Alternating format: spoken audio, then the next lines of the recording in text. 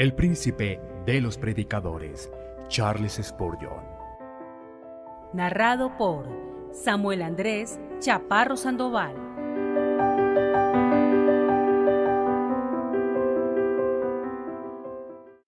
El púlpito del Tabernáculo Metropolitano, la esencia del Evangelio. Sermón predicado el domingo 4 de diciembre de 1870 por Charles Haddon Spurgeon en el Tabernáculo Metropolitano, Newington. El que cree en él no es condenado, pero el que no cree ya ha sido condenado, porque no ha creído en el nombre del unigénito Hijo de Dios. Juan capítulo 3, versículo 18. Posiblemente ya he predicado sobre este texto en otras ocasiones y, tal vez, lo he hecho muchas veces. Si no es así, debí de haberlo hecho. Es toda la Biblia en miniatura. Podríamos decir muchas palabras que llenaran varios volúmenes, pues cada sílaba en este texto está plenamente cargada de significado. Podemos leerlo y releerlo continuamente, día y noche, y siempre encontrar alguna enseñanza fresca en él. Es la esencia del Evangelio, un resumen de las buenas nuevas. En la segunda venida de nuestro Señor Jesucristo, delante de él serán reunidas todas las naciones, y él separará a unos de otros de la misma manera que el pastor separa las ovejas de los cabritos. Esa no será, sin embargo, la primera vez que la presencia del Señor Jesús sea la causa de separación. Siempre es así donde quiera que él va. Los hombres son como un solo cuerpo en su condición caída, todos igualmente separados de Dios hasta que él aparece.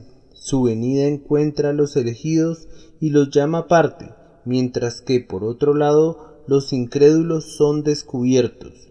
Dos grupos resultan de lo que antes era una abigarrada multitud.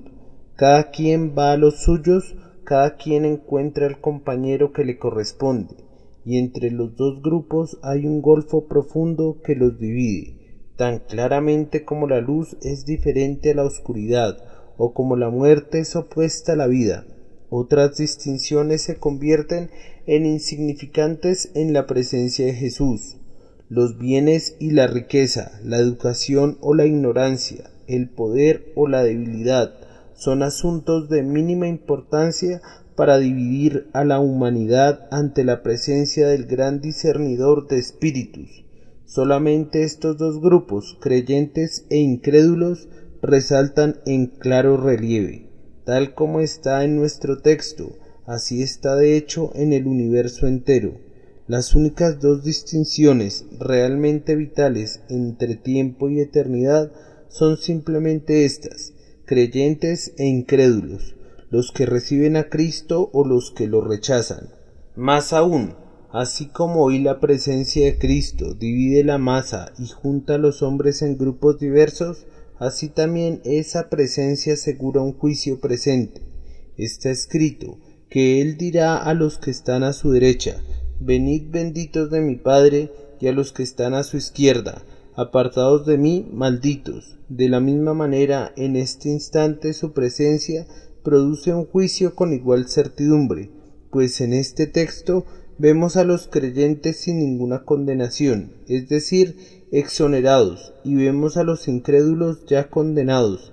El venid, benditos de mi Padre, es anticipado en la exoneración, y el apartados de mí, malditos, es ya casi escuchado en el veredicto.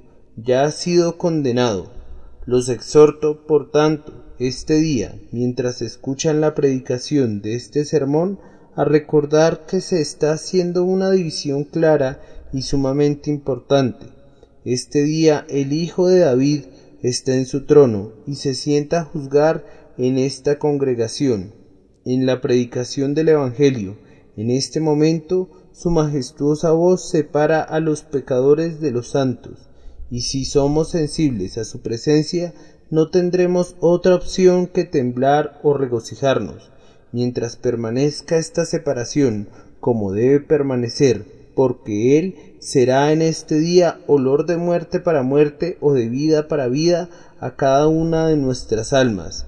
Dios nos conceda que todos nosotros podamos ser contados entre los creyentes, y ninguno de nosotros quede fuera como ya condenado por ser incrédulo.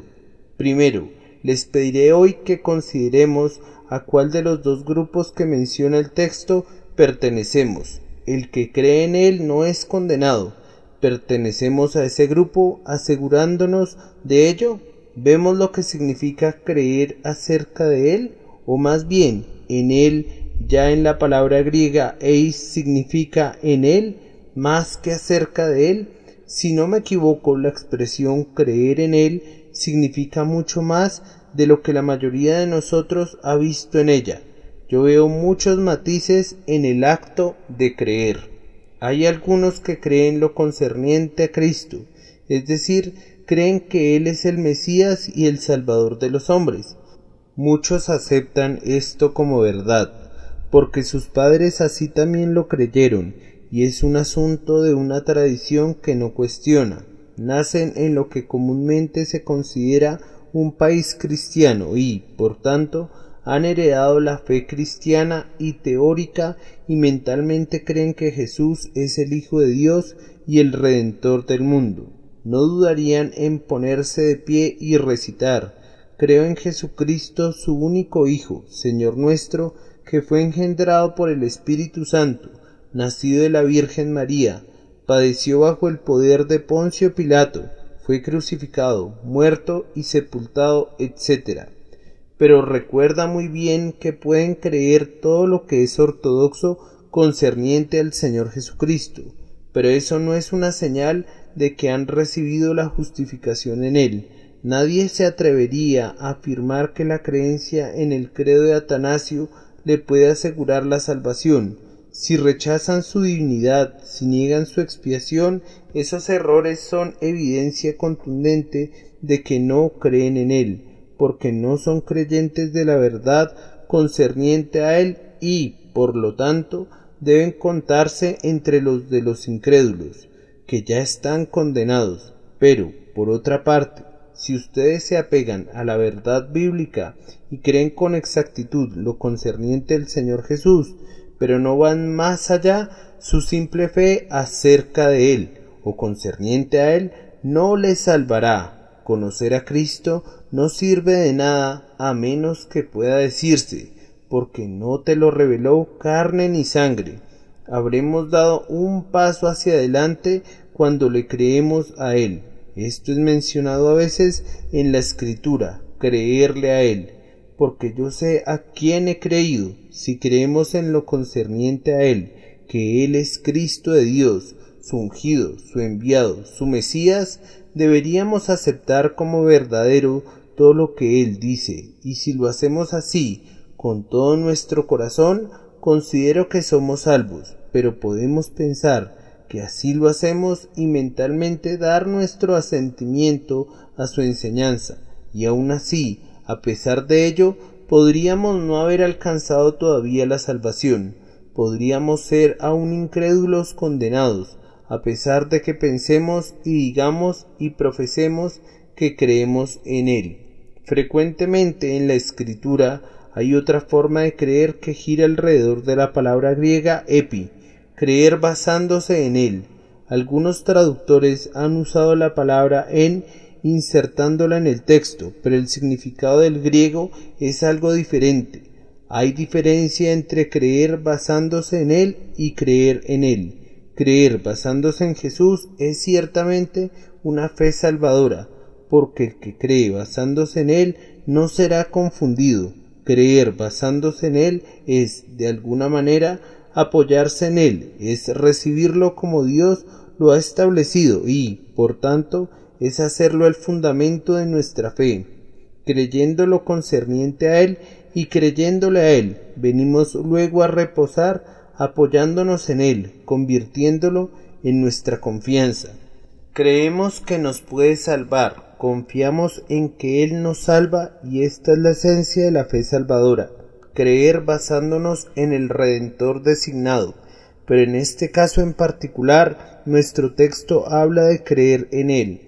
Y esto es algo más que creer basándonos en Él.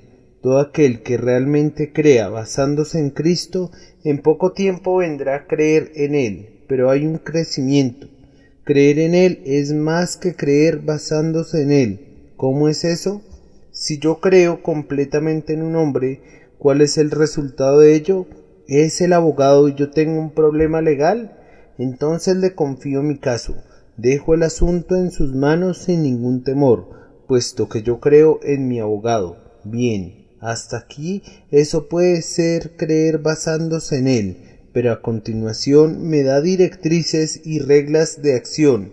Si yo creo en él, ciertamente seguiré esas reglas al pie de la letra, estando plenamente convencido de que el resultado será bueno. Someto el asunto, tanto en sus aspectos prácticos como teóricos, al hombre que he elegido para que me represente, y lo hago de buen grado, puesto que creo en él. Soy como un marino, creo en mi capitán. ¿Qué sucede entonces? Si me indica hacer esto o aquello o lo otro, puedo oír que alguien considere esas órdenes como sin sentido, pero yo creo en mi capitán y hago de inmediato cualquier cosa que me pida. Sus órdenes pueden parecer absurdas para quien no tiene fe en él, pero para mí es lo sabio y lo correcto. Supongamos que en esta terrible encrucijada que vive Francia en el año 1870, surge alguien, un hombre de gran genio militar, un hombre capaz de hacer frente al terrible enemigo con las armas disponibles, que pueda dispersar la nube que se cierne sobre París. Si los franceses creen en ese hombre, ¿qué pasa? Pues simplemente se someterán a él. Seguirán discretamente su liderazgo. Ordena una incursión o manda al ejército a avanzar, puesto que creen en él. Se lleva a cabo la incursión y las tropas avanzan gallardamente hacia la batalla.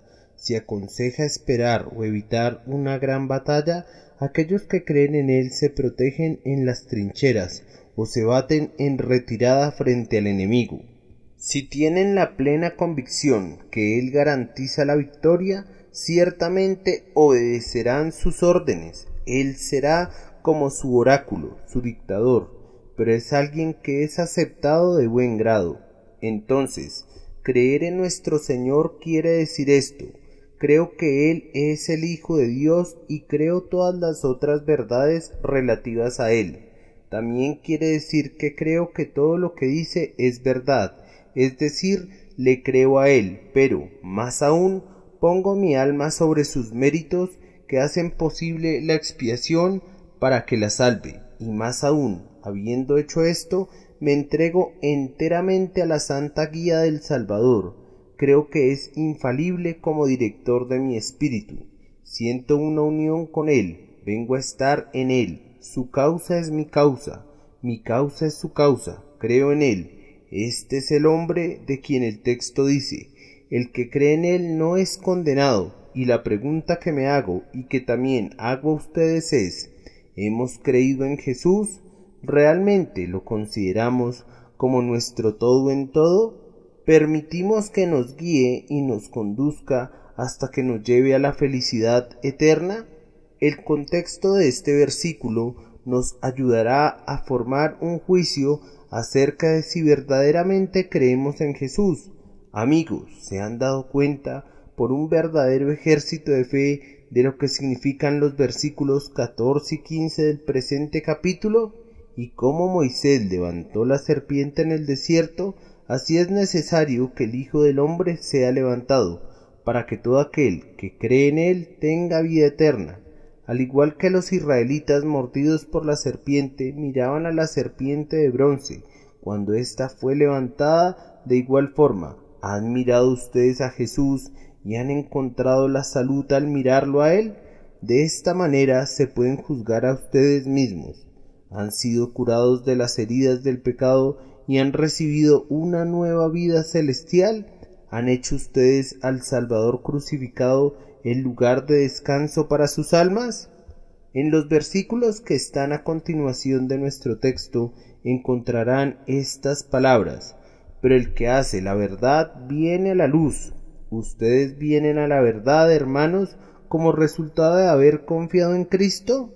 ¿Es su deseo conocer la verdad de Dios, la voluntad de Dios, la ley de Dios, la palabra de Dios?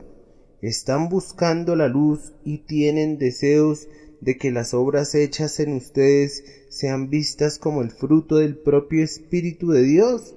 ¿Pueden evaluarse ustedes mismos de conformidad con esto?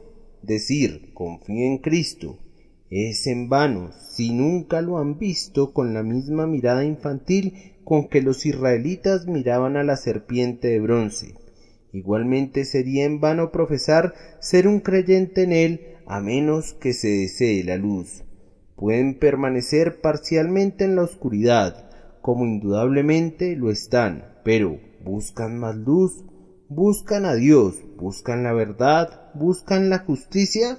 Por medio de esto pueden saber si el Padre les ha dado una nueva vida, si con cierta certeza son el nuevo hombre que no huye de la luz, sino que la busca, no huyendo, no escondiéndose de la palabra de Dios, porque sus obras son malas, sino que como sus obras son verdaderas, buscan recibir más luz, para que sus obras puedan ser hechas manifiestas a su propia conciencia como verdaderamente realizadas por Dios en su alma.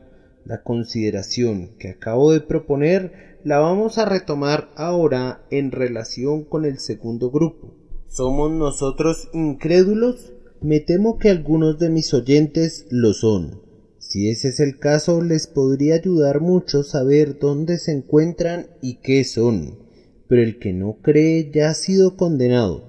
Algunas personas son muy inconsistentes, porque aunque no creen en Cristo Jesús, es decir, no le confían sus almas a Él, ni se entregan en obediencia para servirle a Él, sin embargo, creen en relación con Él, que es el Cristo de Dios, y si Él se encontrara aquí hoy y les hablara, creerían en sus palabras, aunque no se podría decir que creen en Él para convertirse en hacedores de sus palabras.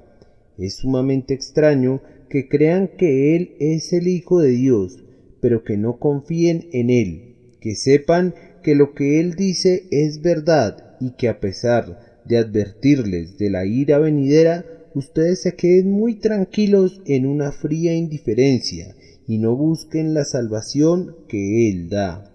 En vez de ver a la serpiente de bronce, ustedes actúan como los israelitas lo hubieran hecho si hubieran buscado otro remedio. Ustedes no han creído en Cristo, pero si tuvieran el menor convencimiento de que necesitan un Salvador, supongo que su propio sentido común les haría buscar uno.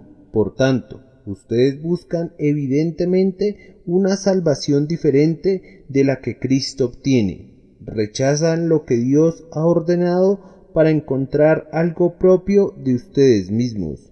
Hay un solo Salvador, ese Salvador en el que ustedes quieren creer, pero lo están rechazando para su propia destrucción.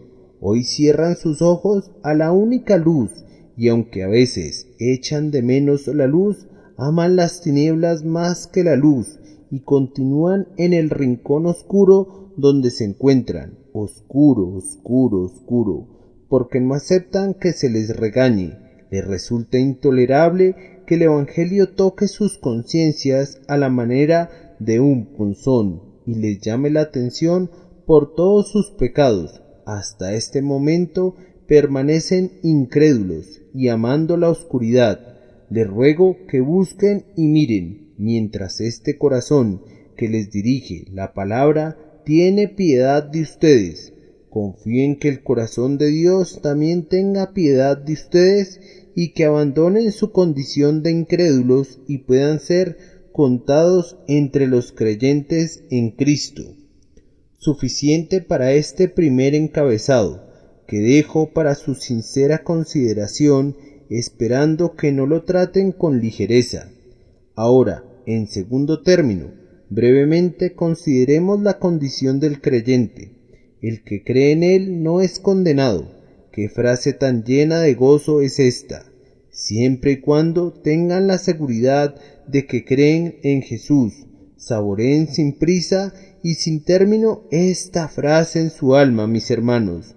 ¿No es delicioso pensar que hemos recibido este texto de la propia boca de Dios por inspiración y ver que esa inspiración es admirable porque no sólo el Espíritu Santo, sino que también del propio Jesucristo hemos recibido la dulce seguridad de que no son condenados? ¡Cuánto gozo, cuánta paz debería traer este texto a sus almas! Déjenme mostrarles brevemente cómo escapa el creyente de la condenación. El que cree en él no es condenado. Una razón es que él no se ofrece para ser juzgado. El que cree en Cristo no se presenta para ser procesado. Dice: no, mi Señor, no tengo ningún argumento ante ti. Me declaro culpable. Yo confieso mi condenación. No hay necesidad de que yo sea juzgado. Seas tú reconocido justo en tu palabra y tenido por puro en tu juicio. El juez se sienta a un lado y el prisionero está de pie frente a él, puesto que sus condiciones son diferentes. Pero fíjense bien, en este caso el prisionero abandona su lugar, no acepta el juicio, se arroja a los pies del juez, reconoce que la sentencia que le corresponde es justa y se declara culpable. Habiendo hecho esto, el creyente ve que la sentencia que él mismo reconoce y confiesa como justa ha sido colocada sobre su garantía y cree en esta garantía. ¿Qué cree acerca de él? Que Dios, para poder engrandecer su justicia y su gracia, estaba en Cristo Jesús, y que el Hijo de Dios fue clavado en la cruz y se desangró y murió, el justo por los injustos, para llevarnos a Dios. El creyente confiesa que la sentencia es justa y, por tanto, coincide con Dios. Pasa a la luz y sus obras son censuradas y él acepta la censura como verdadera. Después mira la cruz y dice: esta misma sentencia que yo suscribo con mi propia mano como justa ha sido dictada en contra de mi gloriosa y bendita garantía, el unigénito del Padre, y él ha sido castigado en mi lugar y, por lo tanto, yo he sido liberado, puesto que Cristo, mi rescate, murió. Así es como el creyente no es condenado. Él acepta su condenación, pero ve cómo ésta recae en su garantía. Así es como recibe la paz. La justicia de Dios le habría turbado su mente. Ve que esa justicia ha sido satisfecha, y él declara en su propio corazón que si Dios ha sido satisfecho, entonces él está satisfecho. Si la justicia de Dios ha sido honrada, entonces la conciencia está tranquila. Y entonces, ¿qué sucede? Pues que este creyente en Cristo, al no ser condenado, ahora busca la luz. A partir de ese momento desea caminar más y más en la luz del conocimiento, en la luz de la presencia divina, en la luz de la santidad divina. Hermanos míos, en un tiempo nuestras almas se inclinaban al pecado, pero ahora, aunque pecamos, ese pecado nos duele, y debido a que lamentamos el pecado, tenemos la evidencia de que ya no lo llevo a cabo yo, como dice el apóstol, sino el pecado que mora en mí. El más interno yo, el ego verdadero y real ubicado en el centro de nuestras almas, desea la santidad. Si pudiéramos ser como queremos ser, seríamos puros como Dios es puro, puesto que nuestro corazón tiene hambre y sed de justicia. Venimos a la luz, y habiendo creído, nos encontramos en tal condición que nuestras obras bajo la luz, aunque son descubiertas, no traen vergüenza y pena a nuestros rostros, pues en esa misma luz nuestras obras son hechas manifiestas, que son obras de Dios, y nos gozamos que Dios obre en nosotros por medio de su Espíritu, los deseos santos, las emociones y acciones que irán en aumento hasta que seamos perfectamente liberados del pecado. Esta es la condición del hombre que cree en Cristo, una condición muy feliz, una condición llena de esperanza, una condición celestial. ¿Quién no quisiera tener esa condición? Todo gira alrededor de la fe, pues al creer en Jesús viene el nuevo nacimiento, y con el nuevo nacimiento nos viene el deseo de estar en la luz, y después viene el caminar progresivo en la luz y la manifestación de la obra secreta del Espíritu Santo en el alma. Felices los creyentes, 3 veces felices por lo que son y por lo que serán. Y ahora, como tercer punto, viene nuestro trabajo más solemne. Rogamos que el Espíritu Santo de Dios nos ayude a presentarlo. Consideren la condición del incrédulo, pero el que no cree ha sido condenado, porque no ha creído en el nombre del unigénito Hijo de Dios. Vean la verdad misma que aquí se declara, pero el que no cree ya ha sido condenado. Quisiera comentar un poco más esta solemne verdad. En primer lugar, él se ofrece a sí mismo para juicio, porque no ha creído en el nombre. ¿Cuál es el nombre? Es el Salvador, Jesús. Quien cree en Jesús, el Salvador, confiesa que necesita salvación y rehúsa apoyarse en la ley. Pero quien rechaza al Salvador, de hecho dice, no necesito un Salvador, quiero ser juzgado de conformidad con la ley. Les digo que cada alma que rechaza a un Salvador, en efecto está pidiendo ser juzgado por la ley. Allí está la alternativa. Si eres culpable, ¿lo confesarás? Si es así, acepta al Salvador. Pero si, por otro lado, dices, no aceptaré al Salvador, en lo profundo de tu alma reposa un orgullo presuntuoso. Yo puedo presentarme al juicio, no requiero perdón o gracia. Entonces, amigo, si pides el juicio lo tendrás. Y he aquí el resultado. Dios te declara que ya has sido condenado. No has creído, has perdido el juicio, lo tendrás, pero es tu ruina. El propio incrédulo da evidencia personal de su propia condenación. ¿Quieres saber cómo hace esto? El texto nos señala su incredulidad. ¿Aquel individuo es un hombre condenado o no? Pregúntale lo que piensa de Cristo. Si responde honestamente diría, no acepto el testimonio de Dios acerca de Jesucristo, no recibo a Jesús como mi Salvador. Está convencido de que no necesita un Salvador, o no siente que Jesús sea el Salvador que necesita. Rechaza el testimonio de Dios en relación con Cristo. ¿No es eso suficiente para condenar a un hombre? Si un hombre cometiera un robo o un asesinato en la propia presencia del juez, se condenaría a sí mismo. ¿Pero acaso no es una ofensa mayor que esa? En la propia presencia de Dios desprecia a su Hijo al declarar su obra y su sangre prácticamente innecesarias.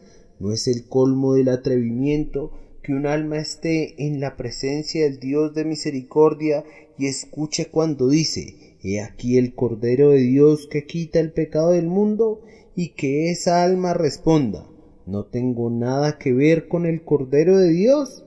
¿Qué mayor evidencia necesitamos para comprobar tu enemistad con Dios? Quien no quiere creer en Cristo mataría a Dios si pudiera. Su incredulidad en Cristo virtualmente hace a Dios mentiroso. Más aún, quien no cree en Cristo da evidencia en contra de sí mismo, ya que rechaza el nombre. Observen el texto, porque no ha creído en el nombre, como ya lo había sugerido. Ese nombre es Jesús, el Salvador. El hombre dice, no acepto al Salvador. Algunos de ustedes no han pronunciado esas palabras, pero lo dicen en la práctica, puesto que no creen en el Salvador. Permanecen hasta este momento sin Salvador, fuera de Cristo, sin esperanza, sin perdón, sin misericordia, y permanecen en este estado, incluso bajo la predicación del Evangelio durante todos estos años. ¿Qué mayor evidencia quieren? Cuando un hombre rechaza a Dios, y más aún como Salvador, debe estar terriblemente envenenado en contra de Dios. Si Dios unge a Cristo como Rey y yo lo rechazo, ese rechazo muestra que Dios no me agrada. Pero si Dios lo designa como Salvador enteramente por su misericordia y bondad, y yo lo rechazo, entonces debo de tener en mi alma una sorprendente y profunda enemistad en contra de Dios. Por medio de esta clara prueba, yo me condeno a mí mismo. Hermano mío, si analizas el texto nuevamente, verás que el incrédulo rechaza a una persona sumamente exaltada, porque no ha creído en el nombre del unigénito Hijo de Dios. Quisiera encontrar las palabras adecuadas para expresar un pensamiento que me agobia, no solamente en este momento. La iniquidad más monstruosa que pueda imaginarse es que los hombres se rehúsen a creer en Él, puesto que Dios envió un Salvador, y ese Salvador es el unigénito Hijo de Dios, el Señor de cielos y tierra, sin el cual no hubiera sido hecho nada de lo que ha sido hecho, quien vino con un testimonio de amor, del amor de Dios por los pecadores, y selló ese testimonio con su sangre. No puedo ni siquiera ver que el propio Satanás, con toda su blasfemia, haya llegado hasta ese punto, pues nunca se encontró en la situación de poder rechazar al unigénito Hijo de Dios como un Salvador. Cuando los hombres rechazaron a Moisés, perecieron sin misericordia, ya que él era enviado de Dios. Pero cuando un hombre desprecia al unigénito Hijo de Dios, en quien habita corporalmente toda la plenitud de la deidad, podemos decir con toda propiedad que no busquen testigos en contra de ese hombre, no investiguen los detalles de su vida pasada. Esta evidencia es suficiente. No ha creído en alguien como éste, ya ha sido condenado. No hay ninguna necesidad de juicio. Su misma incredulidad es la más vil de las traiciones. El pecador es condenado por su propia boca. Oh pecador, ¿no te das cuenta del alcance de todo esto? El Señor de infinita misericordia, para que no perezcas, ha establecido un maravilloso camino de salvación, que ha sorprendido a querubines y serafines y que ha hecho que el cielo resuene con cánticos, y todo esto tú lo rechazas completamente. El plan estupendamente concebido se resume así: que el Creador fuera el que sufriera, para que la criatura rebelde pudiera escapar, que el infinito viniera a este mundo y sufriera vergüenza, para que el culpable saliera libre. Y todo lo que se te pide, todo lo que se requiere de ti, es que te sometas para ser salvado por este plan. Todo lo que debes hacer es confiar en Jesús, que es divino, que también es hombre. Simplemente confía en que Él te salve. No confiarás, no confiarás, Señor. ¿Despreciarán el amor todopoderoso? ¿Pueden dar la espalda a esa misericordia sin límites? Entonces, ¿qué podré decir de ustedes sino simplemente lo que el texto dice? Ustedes se condenan a sí mismos. ¿Ustedes ya han sido condenados? Ustedes deben de ser infinitamente malos. Ustedes deben ser enorme, monstruosa, diabólicamente enemigos de Dios.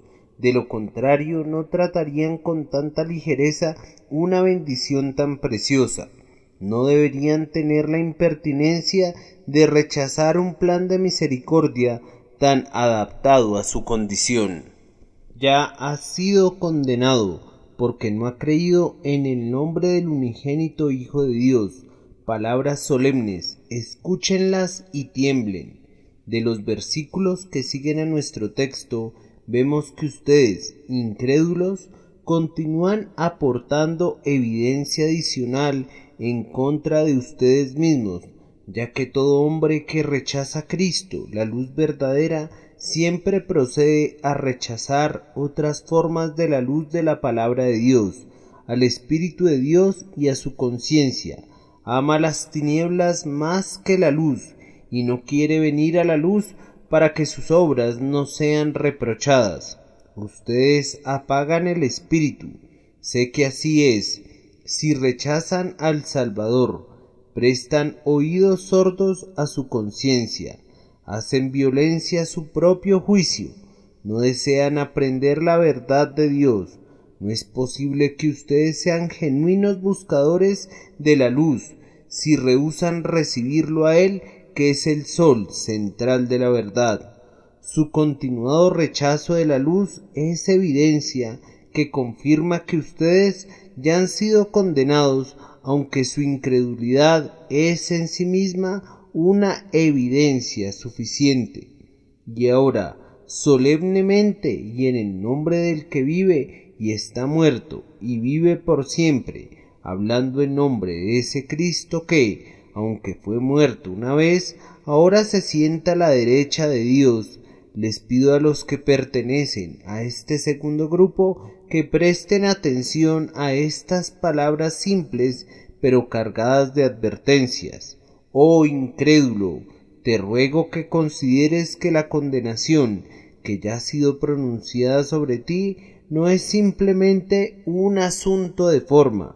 Nuestros jueces pronuncian algunas veces sentencia sobre un cierto tipo de criminales, y la sentencia es registrada, aunque no exista la intención que la sentencia sea ejecutada, pero del tribunal de Dios nunca sale una sentencia que sólo pretenda alarmar. Ustedes ya han sido condenados, y tan cierto como que ustedes viven, y tan cierto como que Dios vive, Él no permitirá que su palabra se convierta en una letra muerta. Esa sentencia no será una amenaza inútil, pero en sus propias personas ustedes conocerán cuál es el poder de su ira. ¿Quién conoce el poder de tu ira? Dice el salmista. Solo la conocen los que la sienten, y en breve ustedes la sentirán, pues la sentencia ciertamente será ejecutada. El Señor tiene el poder para cumplir la sentencia en este instante o en cualquier otro momento. ¿Qué poder tienes para oponerte? ¿A quién tienes que pueda ayudarte para enfrentarte a Él? ¿Te encuentras totalmente en sus manos? ¿No puedes encontrar ninguna vía de escape de la prisión? Si te remontas al cielo, allí está Él. Si te desplomas al infierno, allí está Él. El universo entero no es más que una gran prisión para un enemigo de Dios. Ni puedes escaparte de Él, ni puedes resistirlo a Él. Si tus huesos fueran de granito y tu corazón de acero, sus fuegos derretirían tu espíritu. Frente a Él no podrías resistir más de lo que hace la paja ante el fuego o el polvo ante un remolino de viento. Ojalá verdaderamente pudieras sentir esto y desistir de tu insana rebelión. Recuerda que no tienes ninguna promesa de parte suya de que no ejecutará la sentencia de su ira en este mismo día. No tienes ninguna garantía ni de su palabra ni de sus ángeles que te dé la confianza de que Dios haya suspendido la sentencia aún para la hora que viene. Estás viviendo por su paciencia, todavía sin castigo por la soberanía divina. Algunos se enfurecen en contra de la soberanía, pero en este caso no es la justicia la que te libra, es simplemente la voluntad de Dios que temporalmente te guarda del infierno. Me dices que nada hace peligrar tu vida por el momento, pero, ¿cómo lo sabes? Las flechas de la muerte a menudo vuelan de manera imperceptible. En 2 ocasiones me ha tocado predicar en congregaciones cuando los invisibles dardos de la muerte se clavaron en alguien de mi audiencia, de tal forma que 2 personas han muerto mientras escuchaban la palabra del Evangelio. Dios no necesita de un milagro para ejecutar su sentencia en este mismo instante. No necesita cambiar el orden natural de los acontecimientos para que tú mueras instantáneamente.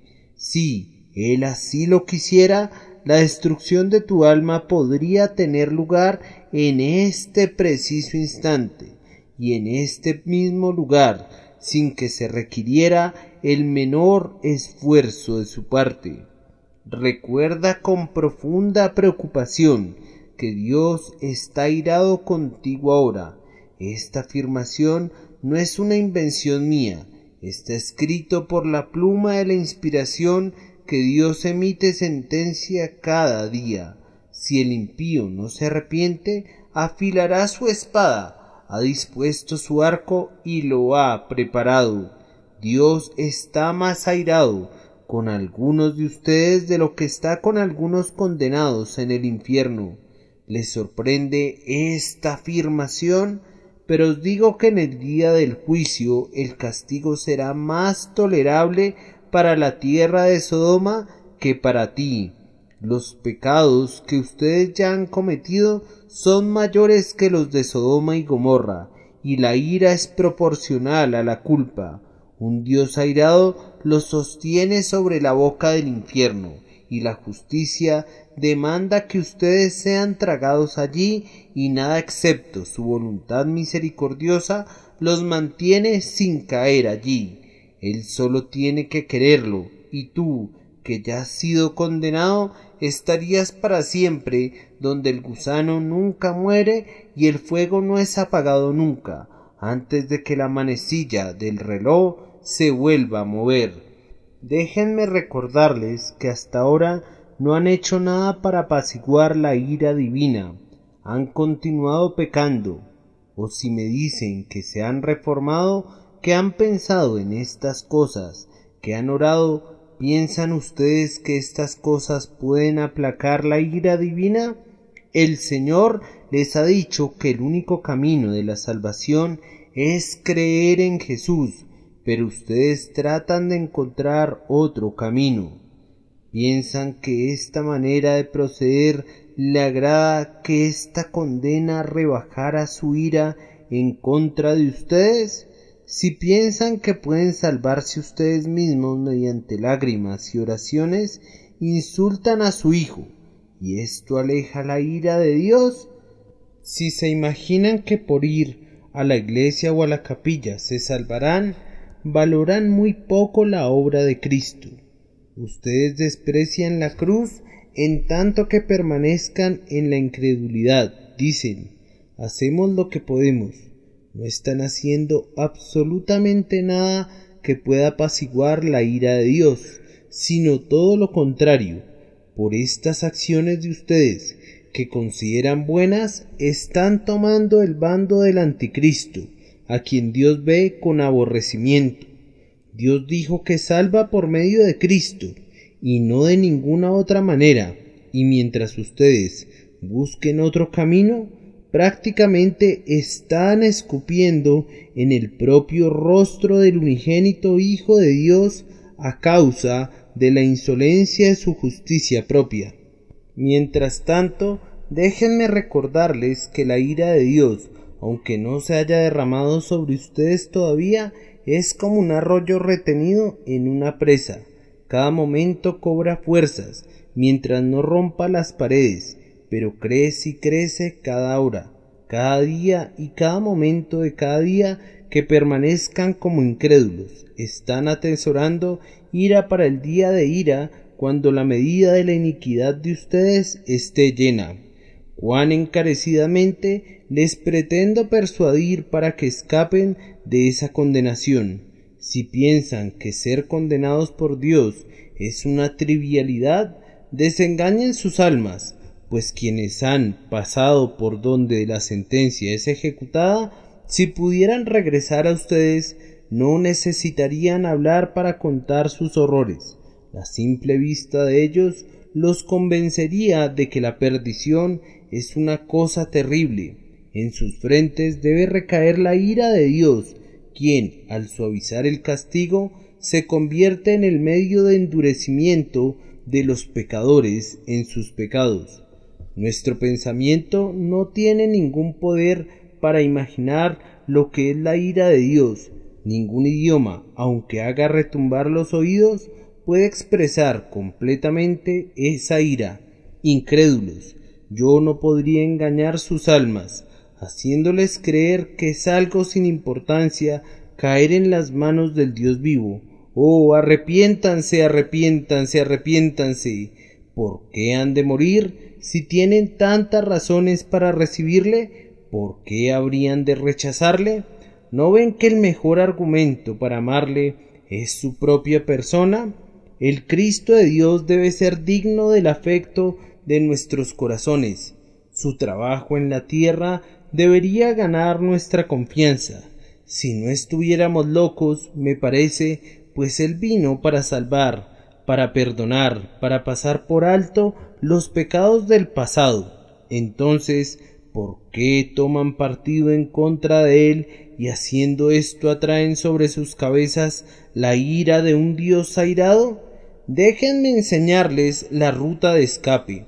La única ruta de escape para cualquier hombre o mujer que escucha este mensaje es creer en Jesucristo. Alguien dice, estoy orando para eso. Mi texto no dice nada parecido. Voy a pensarlo, piénsalo, y mientras lo piensas te vas a ir al infierno. Inmediata fe en el nombre del Cristo de Dios es lo que pido de ustedes. En mi carácter de embajador de Dios, inmediata e instantánea fe en Jesús. Miren el emblema del ministro del Evangelio y de su mensaje. Moisés levantó la serpiente de bronce en el desierto y la puso sobre un asta en el mismo centro del campamento, cuando muchos morían a su alrededor. Ellos eran mordidos por la serpiente. Sí, ¿qué fue lo que Moisés les declaró como remedio? Les dice que miren y vivan. Algunos de ellos lo pensarán, algunos lo considerarán, otros harán oraciones al respecto. Pero Moisés no tiene el encargo de consolar a ninguno de estos. Su mandamiento único es que miren de inmediato. No tienen ninguna promesa para aquellos que no quieran mirar. De la misma manera Jesús es levantado entre ustedes. Hay vida en una mirada, vida ahora mismo, vida en este instante. No les puedo garantizar que la mordida de la serpiente no será su eterna ruina si se demoran aunque sea una hora. La palabra única del profeta es, miren ahora. Hoy, Dios en su misericordia envía a cada uno de ustedes este mensaje. Antes Dios pasó por alto los tiempos de la ignorancia, pero en este tiempo manda a todos los hombres en todos los lugares que se arrepientan. Él envía el mensaje de su evangelio.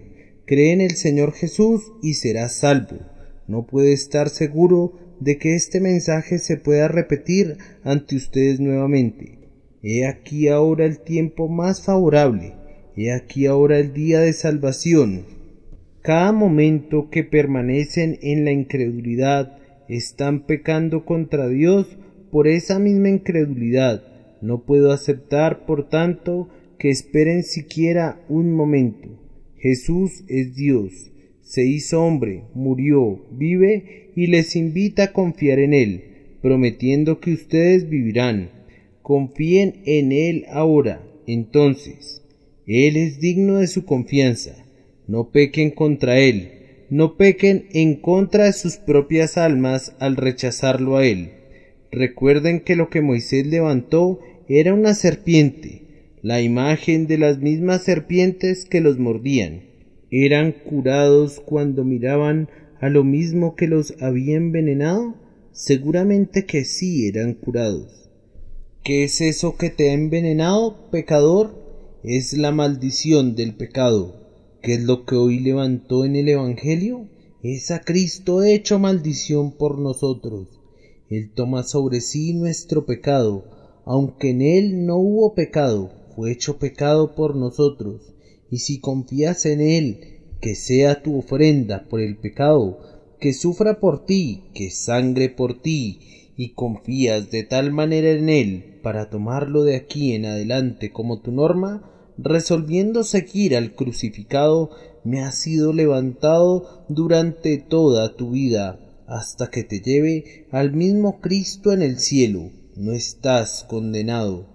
Pero si Jesús es levantado y tú rehusas creer, la culpa sea sobre tu cabeza. Lo digo con temblorosa solemnidad. La culpa sea sobre tu cabeza. Estas palabras mías, incrédulos, serán prestos testigos en contra de ustedes en el último gran día. De la misma cierta manera que Cristo vino a Jerusalén, así viene a ti hoy en la predicación de la palabra. Yo soy solo un pobre y débil hombre, pero te hablo de la mejor manera que puedo. Sin embargo, si tú rechazas mi palabra, no es a mí a quien rechazas, eso no sería nada. Rechazas el evangelio que te predico. En el nombre de Él, que hizo los cielos y la tierra, que te hizo a ti y que te mantiene con vida, contra quien has pecado, este llamado de misericordia es presentado a ti. ¿Lo recibirás? Esta gracia es traída de manera personal a ti, y a mí se me pide que te la presente con denuedo, tal como la Biblia lo dice. Exígeles a que entren. Si tú rechazas al unigénito Hijo de Dios, permanecerá contra ti esta frase solemne: pero el que no cree ya ha sido condenado porque no ha creído. Te escuché decir: espero creer alguna vez. Amigo, no te puedo aceptar eso, y no tengo esperanza cerca de ti. Espero arrepentirme algún día. Cuando hablas así, pierdo toda esperanza cerca de ti. Dios separa hoy esta congregación en dos grupos, el de creyentes y el de incrédulos. Hoy Dios ha bendecido al creyente y da testimonio de que no está condenado. Hoy Dios maldice al incrédulo y le dice que ya ha sido condenado. Mi predicación no tiene que ver más con mañanas, ni puedo prometer que la bandera blanca de la misericordia ondeará el día de mañana. Hoy la cruz es la bandera de la gracia. Mírala y vive. Es la escalera que llega al cielo. El Salvador crucificado es la puerta de salvación. Oh, que quieras recibirlo. Quiera Dios que quieras hacerlo, y Él será glorificado por ti en esta vida y en la vida por venir. Dios los bendiga. Amén.